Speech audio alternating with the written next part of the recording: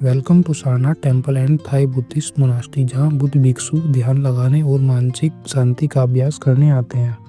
ये सारनाथ का पुराना नाम सारंग। ये देखिए यहाँ पे शंकर भगवान शिव जी की 2 शिवलिंग के टेम्पल है। 2 शिवलिंग के पे वे पूरे भारत में कहीं भी 2 शिवलिंग की टेम्पल उन्हीं के नाम से पड़ा है सारनाथ। सार का मतलब होता है उपदेश, नाथ का मतलब होता है भगवान। 1964 में थाईलैंड गवर्नमेंट द्वारा ये पूरा कैंपस है, जो थाईलैंड का कैंपस है, जो मेंटेनेंस का खर्च थाईलैंड गवर्नमेंट करती है। जहाँ से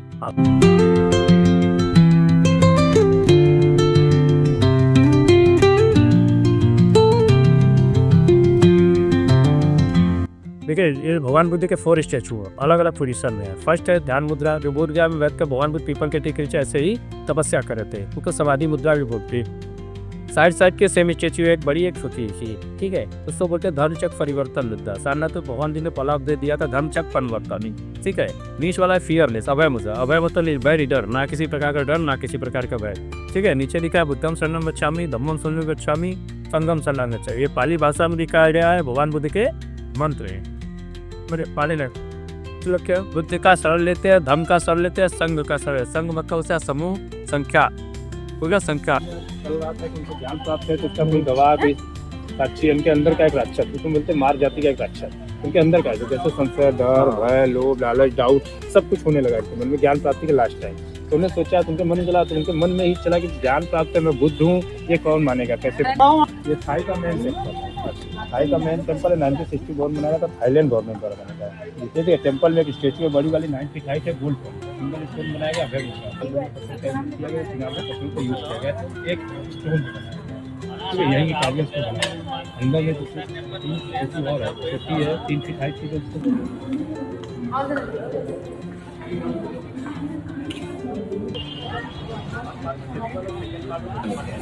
बुद्ध पूर्णिमा के दिन बच्चियाँ निकलती है, आप देख सकते हैं अलग अलग कंट्री में लोग आते हैं। बुद्ध पूर्णिमा दीपावली समय पड़ता है, दीपावली बुद्ध पूर्णिमा इसलिए मनाया जाता है कि भगवान बुद्ध का जब जन्म हुआ था कार्तिक पूर्णिमा के दिन हुआ था। जब उनको ज्ञान प्राप्त हुआ कार्तिक पूर्णिमा के दिन था। जब वो सारनाथ से पला उठे थे तब भी कार्तिक पूर्णिमा था। जब उनका डेथ हुआ तब भी कार्तिक पूर्णिमा, इसलिए बुद्ध पूर्णिमा मनाया जाता है, जो बुद्धिज्म का भी फेस्टिवल होता है। अलग अलग कंट्री के लोग आते हैं सारनाथ में, चीन, जापान। देखिए आइए, अफगानिस्तान में एक जगह था बामियान, यहाँ पे आए थे वो, हाँ प्राइम मिनिस्टर आए थे, उन्होंने ओपनिंग की थी। लिखा हुआ अभी रखने से बुद्ध के जीवन से रिलेटेड है कि बुद्ध का जो डेथ हुआ था 80 ईयर्स में था, 9 पॉइंट, इसलिए अपने माता जी को। यह बुद्ध की सबसे बड़ी खड़ी हुई प्रतिमा है, जिसका इनॉग्रेशन 2011 में हुआ था। इसको बनाया 1997 से गया था, लेकिन ये कुछ काम के कारण 2011 तक कंप्लीट हुआ है।